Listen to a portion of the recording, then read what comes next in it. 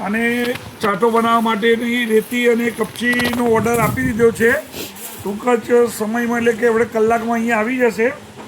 તો આવા કૂતરાઓના અને ગાયોની ખાવાની સગવડની માટે જે ચાટો બનાવવાની છે, આવા સેવાના સૌભાગ્ય રૂપે જે પણ દાતાઓએ દાન આપવું હોય એ હજુ આપી શકે છે. હજુ આપણે દાનની જરૂર છે. તમારું આપેલું દાન એકદમ સાચા અને સદુપયોગમાં જશે. એક એક રૂપિયાનો તમારા દાનનો હિસાબ તમને મળી રહેશે અને સેવાના કાર્યની અંદર જે પણ તમે દાન આપ્યું છે એનું કર્મ તમારા ખાતામાં જ જવાનું છે. તો આવો સાથે મળીને આવા અનેક સેવાના કાર્યો કરવાના છે. તો આપણે જોઈ શકીએ છીએ કે નટુભાઈના બોર ઉપર અહીંયા પૂર્વ તૈયારી ચાલુ થઈ ગયેલ છે અને ગામમાંથી આપણને દરેકનો સહકાર મળી રહે છે.